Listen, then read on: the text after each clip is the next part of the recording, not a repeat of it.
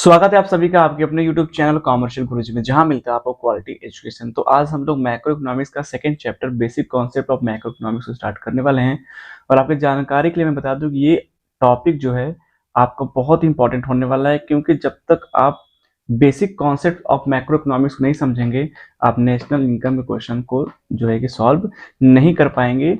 तो इन सारे टॉपिक्स को बहुत अच्छे से जो है समझने की कोशिश करिएगा, और आपको मैं बहुत अच्छे से समझाने की कोशिश भी करूंगा। और अगर आप थोड़ा समय दे देंगे, क्योंकि जो टॉपिक है वो थोड़ा सा जो है कि क्रिटिकल है, थोड़ा सा लेंदी है, तो इसलिए वीडियोस के लेंथ थोड़े से लंबे होंगे। तो धैर्य से आप जो है कि इन सारे टॉपिक्स को जरूर से जो है कि पूरा कंप्लीट वीडियो देखिए, ताकि आपको सारा टॉपिक जो है अच्छे समझ में आ जाए। चलिए शुरुआत करते हैं हम लोग basic concept of macro economics को। जिसमें जो है कि लगभग कुल 8 टॉपिक आपको पढ़ने हैं, जिसमें आपको जो है कि डोमेस्टिक टेरिटरी, ठीक है, नॉर्मल रेजिडेंट, और उसके बाद जो है कि आपका factor income, transfer income, final goods, intermediate goods, ठीक है। उसके बाद जीडीपी, ठीक है, gross investment, gross depreciation, net depreciation, ठीक है, टैक्सेस, सब्सिडीज, ठीक है, और factor income from the rest of the world and factoring to the rest of the world. तो ये सारे टॉपिक्स हैं आपके, इन सारे टॉपिक्स को कवर करना है। आज की इस वीडियो में मैं आपको दो टॉपिक जो है कवर करूंगा। डोमेस्टिक टेरिटरी, जिसको हम इकोनॉमिक टेरिटरी भी कहते हैं, और नॉर्मल रेजिडेंट। ये बहुत इंपॉर्टेंट है। अगर नॉर्मल रेजिडेंट आप समझ जाएंगे तो आपके नेशनल इनकम क्वेश्चन सॉल्व करना काफी इजी हो जाए, क्योंकि यहाँ से आपको न्यूमेरिकल साथ साथ थ्योरेटिकल क्वेश्चन जो है पूछ जाते हैं, ठीक है। तो सबसे पहला टॉपिक हम लोग का है डोमेस्टिक टेरिटरी। तो मेरे हिसाब से डोमेस्टिक टेरिटरी को समझने से पहले हमें नॉर्मल रेजिडेंट समझना होगा, ठीक है। जब आप नॉर्मल रेजिडेंट अच्छे समझ जाएंगे तो डोमेस्टिक टेरिटरी जो है कि आप अपने आप से जो है क्या करेंगे, समझ जाएंगे, ठीक है। तो हम लोग शुरू करते हैं नॉर्मल रेजिडेंट से, ठीक है। चलिए फटाफट वीडियो स्टार्ट करते हैं। तो बात करें नॉर्मल रेजिडेंट की। So normal resident of a country refers to an individual और an institution who ordinary reside in the country and who centre of economic interest also lies in that country, ठीक है। तो normal resident वो individuals या फिर वो संस्थाएं होती हैं जो ऑर्डिनरी, ठीक है, स्वाभाविक रूप से जो है कि वो अपने कंट्री में रेजाइड मतलब रहती हैं, ठीक है, और उनका जो इकोनॉमिक इंटरेस्ट है, ठीक है, इन्वेस्टमेंट, कंजम्पशन, ठीक है, और डिस्ट्रीब्यूशन, ये सब जो है कि उसी कंट्री में जो है कि होता है, ठीक है। Normal resident include both individual and institution, ठीक है। तो नॉर्मल रेजिडेंट में आपका इंडिविजुअल भी आएगा और इंस्टीट्यूशन। मतलब नॉर्मल रेजिडेंट के लिए जो आप इंडिविजुअल व्यक्ति के लिए पढ़ेंगे, पर्सन के लिए पढ़ेंगे, वही सारा कुछ अप्लाई इंस्टीट्यूशन में। मतलब नॉर्मल रेजिडेंट में इंडिविजुअल और इंस्टीट्यूशन दोनों आ जाएंगे, ठीक है। अब इसके डेफिनेशन से ये एकदम क्लियर नहीं हो पा रहा है कि नॉर्मल रेजिडेंट आखिर में कहते किसे या कौन होता है, ठीक है। तो नॉर्मल रेजिडेंट समझने के लिए आपको जो है कि 2-3 बातों पर ध्यान देना होगा। इनका कहने का मतलब ये है कि नॉर्मल रेजिडेंट हम उसे कहते हैं जो कंट्री में ऑर्डिनरी रहे, ठीक है। अब ऑर्डिनरी कितना रहे कितना ना रहे, इसको जो हम लोग जो है कि समझते हैं, ठीक है। तो चलिए, तो नॉर्मल रेजिडेंट और नॉन रेजिडेंट अगर इस तरीके से अगर आप पढ़ने की कोशिश करेंगे तो आपको बड़े आसान समझ में आएगा, ठीक है। देखिए हम बात करें नॉर्मल रेजिडेंट की, ठीक है। तो यहाँ पर जो है कि दो चीजें आपको ध्यान देनी होगी। एक तो अपने कंट्री के लोग, ठीक है, तो हम लोग जो हिंदुस्तानी है, इंडियंस, ठीक है। तो यहाँ पर दो चीजें आपको ध्यान रखना होगा। एक रखना होगा इंडियंस, ठीक है, और एक रखना होगा फॉरेनर, ठीक है, फॉरेनर। तो इंडियंस एंड फॉरेनर को आप ध्यान में रखेंगे, तभी जो है कि आप नॉर्मल रेजिडेंट और नॉन रेजिडेंट समझ पाएंगे। देखिए, अगर पहले सबसे पहले इंडियंस बात करें तो वो हर एक इंडियन नॉर्मल रेजिडेंट कहलाएगा जो अपने कंट्री में 1 साल से ज्यादा रह रहा है। कितना रह रहा है? 1 साल ज्यादा, ठीक है। अगर इंडिया की बात करें, अगर कोई इंडियन है और इंडिया में 1 साल ज्यादा रह रहा है, तब भी वो एक नॉर्मल रेजिडेंट है। या फिर दूसरी तरीके से बात करें कि अगर कोई इंडियन है, वो विदेश में, फॉरेन कंट्री में, कहां पर, ठीक है, वो फॉरेन कंट्री में अगर 1 साल से कम रह रहा है, क्या कर रहा है, 1 साल से कम रह रहा है, तब भी वो क्या है, नॉर्मल रेजिडेंट है। फिर से रिपीट कर रहा हूं, कोई भी इंडियंस अगर वो इंडिया में 1 साल ज्यादा रह रहा है तो आराम से वो नॉर्मल रेजिडेंट है। या फिर कोई इंडियन अगर फॉरेन में 1 साल से कम रह रहा है तो भी वो क्या है, वो नॉर्मल रेजिडेंट है। और नॉर्मल रेजिडेंट मतलब इंडिया का रहने वाला, ठीक है, उसका जो भी इनकम होगा वो इंडिया माना जाएगा। अब आपके मन में सवाल उठ रहा होगा कि फॉरेन में 1 साल से कम, तो मान लीजिए कि कोई इंडियंस है, वो जापान में 2 महीने रहा, ठीक है, चाइना में 3 महीने रहा, ठीक है, यूएस में जो है कि 2 महीने रहा, तो क्या वो कहाँ का रेजिडेंट कहलाएगा? तो वो इंडियन रेजिडेंट ही कहलाएगा। क्यों? क्योंकि फॉरेन में वो किसी पर्टिकुलर कंट्री में 1 साल ज्यादा नहीं रुक रहा है, ठीक है, 1 साल से कम कम रुक रहा है, तो इसलिए वो कहाँ का रेजिडेंट कहलाएगा? वो नॉर्मल रेजिडेंट कहलाएगा, ठीक है। तो इंडियन होने के नाते आप अगर इंडिया में 1 साल से ज्यादा रह रहे हैं तो आप नॉर्मल रेजिडेंट है ही, लेकिन अगर विदेश में 1 साल से कम रह रहे हैं तो आप जो है कि नॉर्मल रेजिडेंट है। अब आते हैं, बात करते हैं फॉरेनर्स की। तो अगर कोई फॉरेनर है तो उसे नॉर्मल रेजिडेंट होने के लिए क्या करना होगा? अगर कोई फॉरेनर को, आपको नॉर्मल रेजिडेंट अगर होना है, ठीक है, अपने इंडिया में, तो उसे जो है कि 1 साल से अधिक, ठीक है, 1 साल से अधिक जो है इंडिया में जो है रेजाइड करना होगा, इंडिया में रहना होगा, तब वो किस श्रेणी में आएगा? नॉर्मल रेजिडेंट श्रेणी में आएगा। ठीक है, तो फॉरेनर के लिए बस एक ही बात है कि अगर कोई फॉरेनर इंडिया का नॉर्मल रेजिडेंट कब हो सकता है? कोई फॉरेनर इंडिया का नॉर्मल रेजिडेंट तभी हो सकता है जब वो इंडिया में 1 साल से अधिक रहे। ठीक है, और इंडियंस के नॉर्मल रेजिडेंट होने के लिए 2 शर्त है, एक तो इंडिया में 1 साल से ज्यादा रहे, या फिर फॉरेन में 1 साल से कम, तो भी क्या रहेगा? Normal resident. ठीक है, तो इस तरीके से आपका ये टॉपिक क्लियर हो गया। अब कोई इंडियन नॉन रेजिडेंट कैसे हो सकता है? कोई इंडियन नॉन रेजिडेंट तभी हो सकता है, ठीक है, जब वो फॉरेन में, क्या, जब वो, ठीक है, जब वो फॉरेन में जो है 1 साल से ज्यादा रुक जाए, क्या कर जाए? 1 साल ज्यादा रुक जाए तो क्या बन जाएगा? वो नॉर्मल रेजिडेंट। लेकिन अगर 1 साल से कम रुकता है तो क्या रहेगा? वो नॉर्मल जो है कि नॉर्मल रेजिडेंट। ठीक है, कोई इंडियन है, अगर फॉरेन में 1 साल ज्यादा रुक गया तो क्या बन गया? वो नॉन रेजिडेंट हो गया, मतलब उसका इनकम इंडिया इनकम नहीं माना जाएगा। लेकिन अगर कोई इंडियन है, वो फॉरेन में अगर 1 साल से कम रुकता है तो क्या बनेगा? वो नॉर्मल रेजिडेंट। ठीक है, तो इंडियन होने के केस में, अगर कोई इंडियन फॉरेन कंट्री में 1 साल ज्यादा रह रहा है, ठीक है, जैसे मान लीजिए कोई इंडियन है, वो यूएस में 1 साल ज्यादा रह गया, ठीक है, पाकिस्तान में 1 साल ज्यादा रह गया, पाकिस्तान मैंने गलत जो है कंट्री नाम ले लिया, ठीक है, जो है कि वो जापान में जो है 1 साल ज्यादा रह, कनाडा में 1 साल ज्यादा रह गया, तो वहां के लिए वो नॉर्मल रेजिडेंट हो जाएगा, और यहाँ के लिए क्या हो जाएगा? Non resident. ठीक है, इसी तरीके से एक फॉरेनर, ठीक है, फॉरेनर नॉन रेजिडेंट कब होगा? अगर कोई फॉरेनर इंडिया में, क्या है, इंडिया में अगर 1 साल से कम, क्या है, इंडिया में अगर 1 साल से कम रह रहा है, ठीक है, कितना? 1 साल से कम रह रहा है, तो यहाँ के लिए क्या हो जाएगा? Non resident. ठीक है, यहाँ के लिए क्या हो जाएगा? Non resident. तो फॉरेन जो फॉरेनर है, उनके नॉर्मल रेजिडेंट होने के लिए शर्त ये है कि अगर वो इंडिया में 1 साल ज्यादा रह रहा है तो यहाँ का रेजिडेंट माना जाएगा, अगर इंडिया में 1 साल से कम रह रहा है तो यहाँ का जो है नॉन रेजिडेंट माना जाएगा। इंडियन होने की शर्त में आपका, अगर कोई इंडियन है, वो इंडिया में 1 साल ज्यादा रह रहा है तो नॉर्मल रेजिडेंट हो गया, लेकिन अगर विदेश में 1 साल से कम रह रहा है तब भी वो नॉर्मल रेजिडेंट हुआ। इंडियंस नॉन रेजिडेंट इंडिया के लिए कब हो सकता है? जब वो फॉरेन में 1 साल ज्यादा रहेगा तब। ठीक है, तो ये आपका नॉर्मल रेजिडेंट और नॉन रेजिडेंट के लिए है, और यही चीज जो है कि आपकी इंस्टीट्यूशन पर भी जो है कि अप्लाई होती है। अगर कोई भी इंस्टीट्यूशन इंडिया में है, वो इंडियन ही माना जाएगा, चाहे उसकी ऑनरशिप किसी और के पास हो। ठीक है, अगर कोई इंडिया का कंपनी जो है कहीं फॉरेन में काम कर रही है, कहाँ काम कर रही है? कहीं फॉरेन काम कर रही है, तो उस फॉरेन का ही वो नॉर्मल रेजिडेंट माना जाएगा, यहाँ के नॉन रेजिडेंट माना जाएगा। फॉर एग्जाम्पल, अगर मुकेश अंबानी की रिलायंस कंपनी अगर जो है यूएस में काम कर रही है, तो वहां का रेजिडेंट, यहाँ का वो नॉन रेजिडेंट, भले ही मुकेश अंबानी यहाँ के जो एक रेजिडेंट है। ठीक है, दूसरी बात, अगर माइक्रोसॉफ्ट की कोई कंपनी, ठीक है, गूगल की कोई कंपनी यहाँ पे काम कर रही है, ठीक है, इंडिया में, तो यहाँ के लिए नॉर्मल रेजिडेंट मानी जाएगी। ठीक है, और वहां के लिए नॉन रेजिडेंट। क्यों? क्योंकि जो इंस्टीट्यूट है वो यहाँ से वहां जो है कि जा नहीं सकते, वो जहां पर रहेंगे वहीं के जो है कि नॉर्मल रेजिडेंट कहलाएंगे। कुछ कुछ चीजों में एक्सेप्शन है, तो मैं आपको आगे पढ़ाऊंगा। चलिए शुरू, आगे बढ़ते हैं। ठीक है, तो इस तरीके से होगा। अब आगे देख लेते हैं क्या है। Central of economy interest implies in two things, the resident lives और locate within the domestic territory, ठीक है, and the resident carried out basic economic activity like earning, spending, accumulation from that location. ठीक है, तो क्या centre of economy, मतलब जहां पर रह रहे हैं वहीं पर जो है कि कमा रहे हैं, वहीं पर जो है पैसा खर्च कर रहे हैं, वहीं पर इन्वेस्टमेंट कर रहे हैं। ठीक है, अब देखिए यहाँ पर following are not included under the category of normal resident. तो इसमें कुछ लोग ऐसे हैं जो कि नॉर्मल रेजिडेंट में नहीं आते। ठीक है, अब देखिए कैसे कैसे, फॉरेन टूरिस्ट और विजिटर। तो कोई फॉरेन, मैंने आपको बताया, तो जो फॉरेन टूरिस्ट है वो इंडिया में आएंगे कितने दिन के लिए? 1 महीने के लिए, 2 महीने, 3 महीने के लिए, इसके बाद चले जाएंगे। Who visit a country for recreation, holidays, medical treatment, study, sport and conferences etcetera. तो कोई फॉरेन टूरिस्ट है या विजिटर्स हैं, वो क्या करें, वो किसी कंट्री में जाएंगे तो 1 साल ज्यादा नहीं रहेंगे, तो 1 साल ज्यादा नहीं रहेंगे तो वहां के नॉर्मल रेजिडेंट नहीं कहलाएंगे। क्लियर?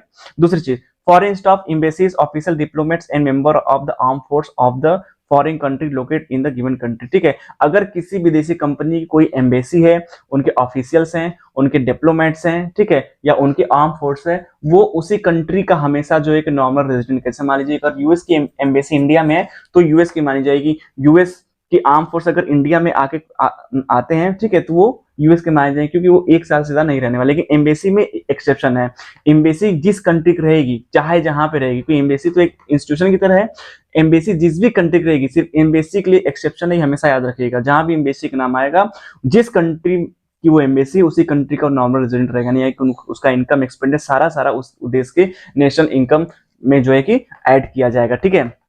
तो कहने का मतलब है, अगर इंडिया की एम्बेसी जो है चाइना में, बांग्लादेश में, पाकिस्तान में है, ठीक है, यूएस में है, जो है कि ऑस्ट्रेलिया में है, तो ये सभी जो है नॉर्मल रेजिडेंट ऑफ इंडिया कहलाएंगे, ठीक है। ऐसे ही अगर यूएस की जो है कि एम्बेसी इंडिया में, चाइना की एम्बेसी इंडिया में, तो वो उसी कंट्री के नॉर्मल रेजिडेंट कहलाएंगे, ठीक है, जहां की वो हैं, ठीक है। इस तरीके से आते हैं तीसरे पॉइंट पर। International organisation like UNO, WHO etcetera are not considered the normal resident of a country in which they operate, they are treated normal resident of the international area, ठीक है। मान लीजिए अगर यूएनओ है, ठीक है, डब्ल्यूएच है, वर्ल्ड बैंक है, ठीक है, आईएमएफ है, इंटरनेशनल मॉनेटरी फंड 1945, ठीक है।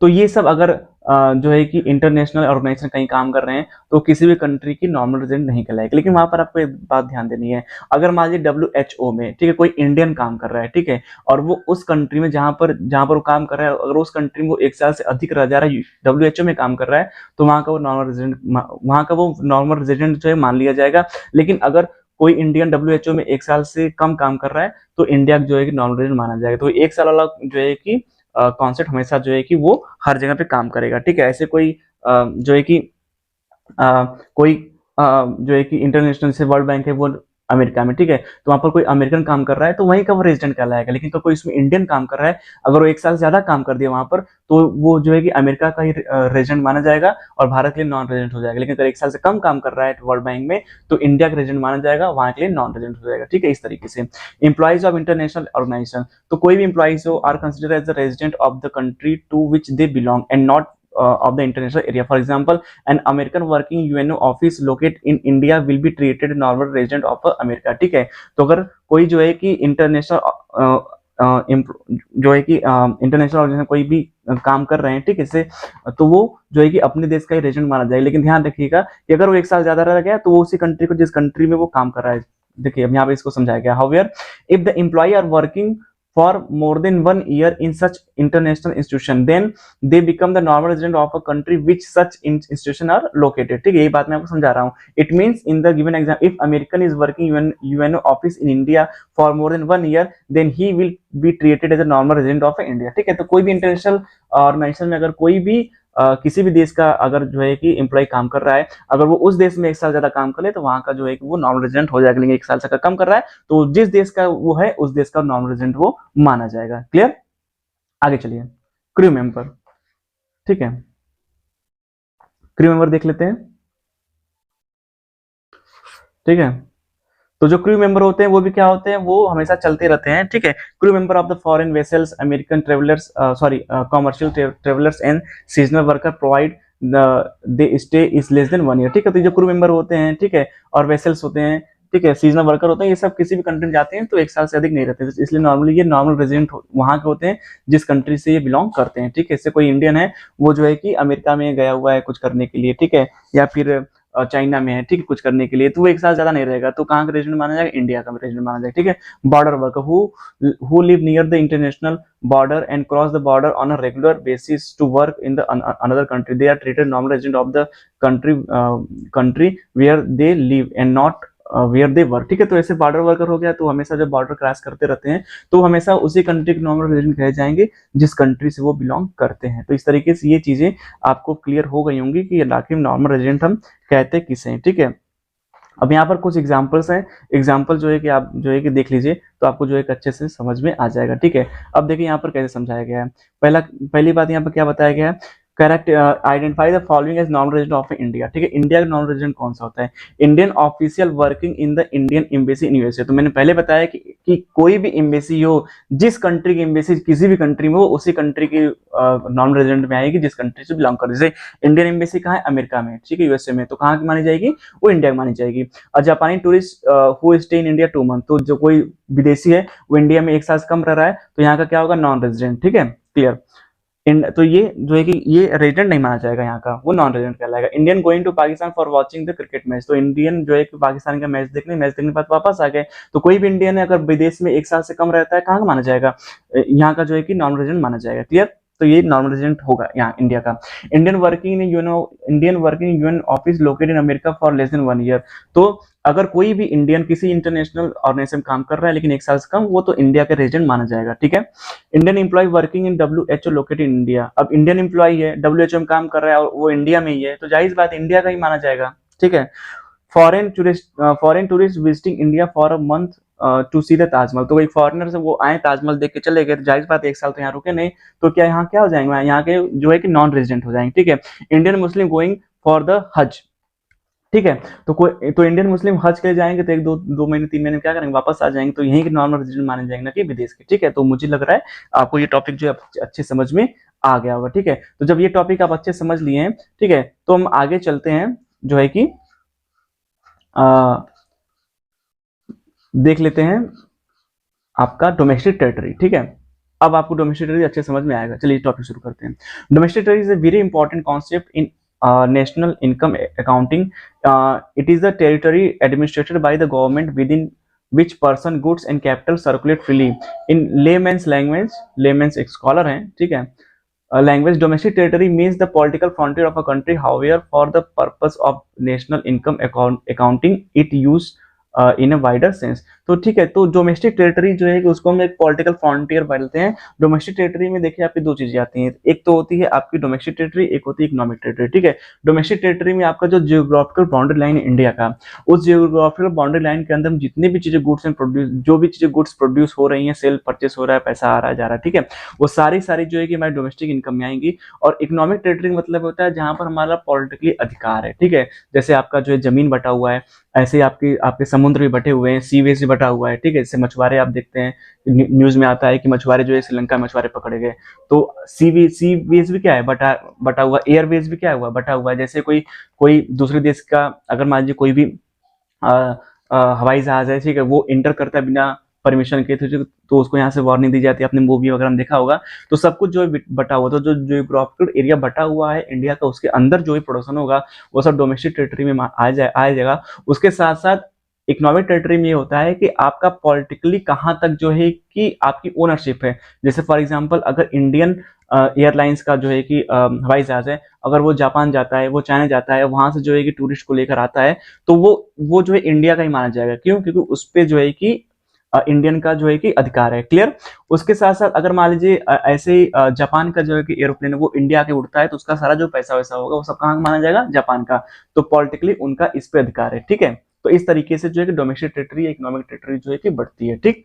अब चलिए आगे देखते हैं। In addition to the political frontier it also include ships and aircraft owned and operate by normal resident between the 2 और मोर कंट्री। देखिए यहाँ नॉर्मल रेजिडेंट आ गए, इसलिए मैंने आपको नॉर्मल रेजिडेंट बता दिया। जैसे मान लीजिए कोई यहाँ पे एग्जांपल दिया, plane operated by Air India between Russia and China are the part of domestic territory of the India. Similarly plane operated by Singapore Airways between India and Japan are not a part of domestic territory of Singapore. ठीक है। तो जिस देश का जो है कि plane होगा, जिस देश का जो है कि शिप होगा, ठीक है, वो उसी कंट्री के नॉर्मल रेजिडेंट में आएगा जिसपे जिस कंट्री का वो है। जैसे इंडिया का जो इंडियन एयरलाइंस है वो रशिया में उड़ रहा है, ठीक है, चाइना में उड़ रहा है, यूएसए में जा रहा है, ठीक है, ब्रिटेन जा रहा है, ठीक है, तो उस पे जो है कि एरोप्लेन पे जो है कि इंडियंस का जो है कि ओनरशिप होगा, तो वो इंडिया के टेरिटरी में आएगी, क्योंकि ये इंस्टीट्यूशन नहीं है। ठीक है। अगर इंस्टीट्यूशन होता तो बात अलग होती, क्योंकि ये एयरवेज क्या है, वो आ जा सकते हैं। ठीक है। इसलिए वो इंडिया के माने जाएंगे। क्लियर। ऐसे जापान का अगर प्लेन है, यूएसए का प्लेन है, तो वहीं का माना जाएगा, भले वो पूरी दुनिया में कहीं भी उड़ रहा हो। क्लियर।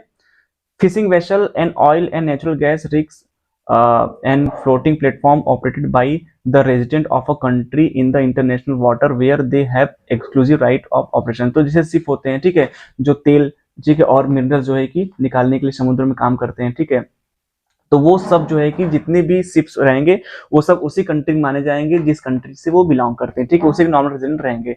जैसे for example fishing boat operate by Indian fisherman in international water of Indian ocean will be considered a part of domestic territory of India, ठीक है। तो अगर इंडियन बोट है वो कहीं भी जाकर के अगर फिशिंग कर रहा है, ठीक है, या फिर ऑयलिंग कर रहे हैं, तो वो जो है इंडिया के पार्ट मानेंगे, क्योंकि वो एक साल तक जो है कि वहां पर काम करने वाले नहीं है, ठीक है।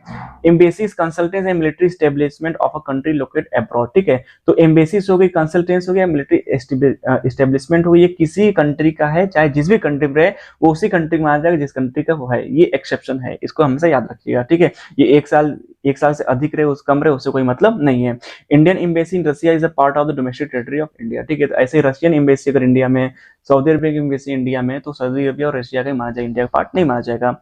Consulate is an office or building used by casual and office commissioned by the government to reside in a foreign country to promote the interest of country in which he belongs, ठीक है। तो जो कंसल्टेट होते हैं, consulate होते हैं जो, ठीक है, कंसुलेट जो होते हैं वो क्या होते हैं, वो जो है कोई ऑफिस या फिर कोई बिल्डिंग जो है वो किसी कंट्री के गवर्नमेंट के थ्रू जो है कि ओट किए जाते हैं, ठीक है। तो वो उसी कंट्री से बिलोंग करते हैं जिस कंट्री के होते हैं, ठीक है। कंसल्टेट मैंने जो है कि गलत प्रोनाउंसिएट किया, कंसल कंसल्टेट्स ही है, ठीक है, और एक कंसलेट्स, कंसलेट्स, ठीक है।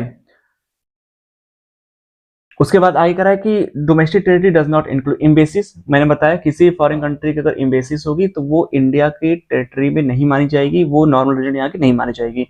Embassies consulates and military statement foreign country, for example Japanese embassy in India is a part of domestic territory of Japan, बिल्कुल सही बात है, ठीक है। तो यहाँ की अगर एम्बेसी है वो विदेश में कहीं काम करे तो यहाँ की मानी जाएगी। तो वैसे विदेश की कोई भी एम्बेसी है अगर वो यहाँ काम कर रही है तो विदेश की मानी जाएगी, ठीक है, वो हमेशा नॉन रेजिडेंट रहेगी, ठीक है।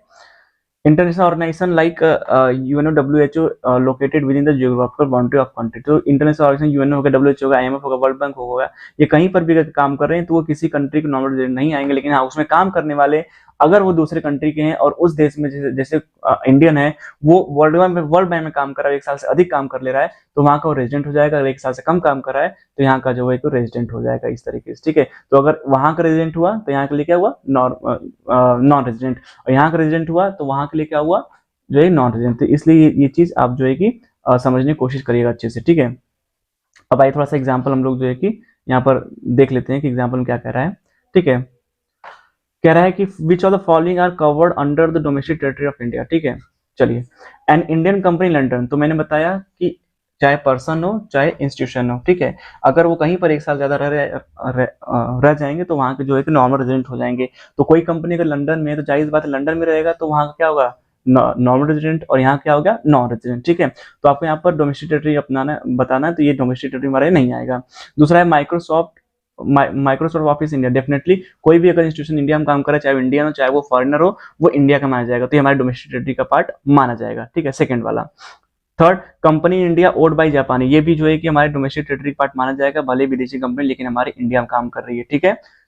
तो पर्सन एंड इंस्टीट्यूट दोनों पर ही एक ही जो है कि फॉर्मूला अप्लाई होगा। Office of Reliance industry New York, देखिए अब इंडियन ऑफिस है कहाँ, न्यूयॉर्क में, तो न्यूयॉर्क में हमेशा इंस्टीट्यूशन वो रहेगा, तो वहाँ का जो है नॉन, वहाँ का रेजिडेंट हो गया और यहाँ क्या हो गया, नॉन रेजिडेंट, ठीक है। तो हमारी डोमेस्टिक टेरिटरी में नहीं आएगी। Branch of foreign bank in India, और कोई फॉरेन बैंक का ब्रांच जो है कि इंडिया में है तो जाहिर बात वो इंडिया का ही नॉर्मल रेजिडेंट में आएगा, ठीक है। क्यों, क्योंकि कोई भी फॉरेन बैंक अगर काम कर रही है और इंस्टीट्यूशन अगर इंडिया में है तो इंडिया की टेरिटरी ही मानी जाएगी। इंडियन एम्बेसी इन जापान, ये इंडिया में मानी जाएगी क्योंकि एम्बेसी की बात है, एक्सेप्शन है, ठीक है। Branches of state bank of India in China, तो कोई भी इंस्टीट्यूशन जो है किसी विदेश में रहेगा तो वहीं का नॉन रेजिडेंट हो जाएगा, लेकिन यहाँ का रेजिडेंट नहीं माना जाएगा। रशियन एम्बेसी इन इंडिया, तो रसिया की एम्बेसी है तो यहाँ का जो है नहीं माना जाएगा, वहाँ का जो है कि माना जाएगा, तो ये यहाँ के लिए नॉन रेजिडेंट हो जाएगा, वहाँ के लिए क्या हो जाएगा, resident. Tata rented its building to Google in America, अब टाटा ने अपनी बिल्डिंग का किसको दी है, गूगल को, अमेरिका में, और बिल्डिंग का अमेरिका में, जब अमेरिका में बिल्डिंग है तो यहाँ का क्या माना जाएगा, नॉन रेजिडेंट, वहाँ क्या माना जाएगा, रेजिडेंट, ठीक है। तो ये सारा आपका टॉपिक